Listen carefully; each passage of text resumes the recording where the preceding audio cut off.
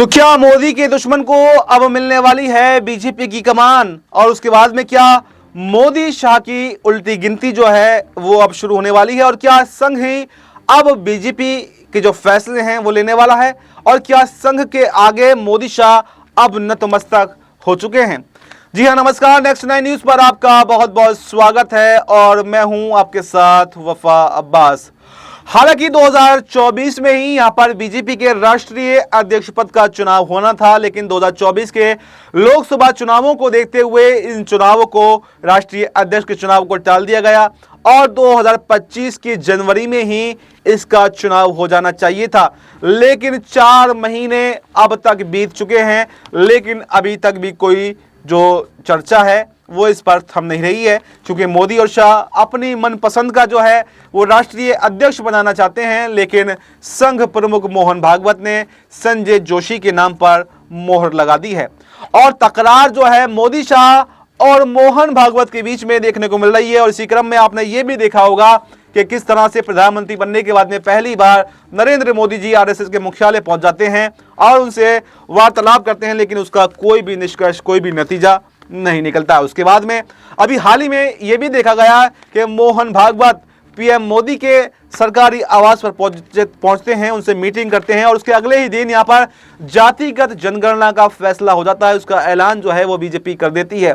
तो ऐसे में कहा यह जा रहा है कि जातिगत जनगणना भी संघ का ही फैसला है और संघ के आगे अब मोदी शाह को झुकना पड़ेगा, क्योंकि मोदी शाह की तानाशाही अब बहुत हो गई। और अगर मोदी शाह की पसंद का राष्ट्रीय अध्यक्ष बनता है तो बहुत से ऐसे नेता बीजेपी के अंदर हैं जो साथ छोड़ने के लिए तैयार हैं, जो बगावत करने के लिए तैयार हैं। ऐसे में अगर सरकार को बचाना है तो सबसे पहले अब राष्ट्रीय अध्यक्ष जो है वो संघ की पसंद का होना चाहिए। लेकिन ऐसे में सवाल कई खड़े होते हैं। सबसे बड़ा सवाल तो यह है कि 2014 के बाद से पूरा कंट्रोल बीजेपी पर मोदी और शाह का है।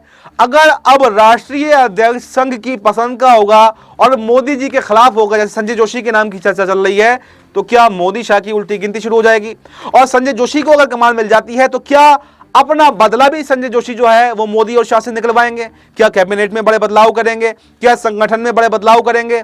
क्या मंत्रिमंडल में बदलाव करेंगे? और कौन कौन से ऐसे बदलाव हैं संजय जोशी कर सकते हैं? क्योंकि आपको थोड़ा सा ये बताना भी जरूरी है कि संजय जोशी पहले मोदी जी के अच्छे दुश्मन रहे हैं, पहले दोस्त भी रहे हैं, उसके बाद में इतनी दुश्मनी बढ़ गई कि दोनों एक दूसरे का साथ देना बिल्कुल भी पसंद नहीं करते, एक दूसरे की सूरत देखना भी पसंद नहीं करते हैं।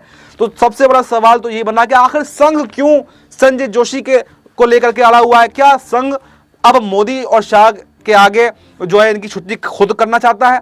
क्या इनकी तानाशाही से संघ भी अब परेशान हो चुका है, या फिर कौन सी ऐसी वजह है जो संजय जोशी के नाम को आगे लाया जा रहा है और मोदी शाह संजय जोशी को स्वीकारने को तैयार नहीं है? तो सवाल यह है कि क्या बीजेपी में अब दो फाड़ की स्थिति बन गई है? क्या संजय जोशी अगर कमान संभालेंगे तो क्या जब भी दो फाड़ हो जाएगी?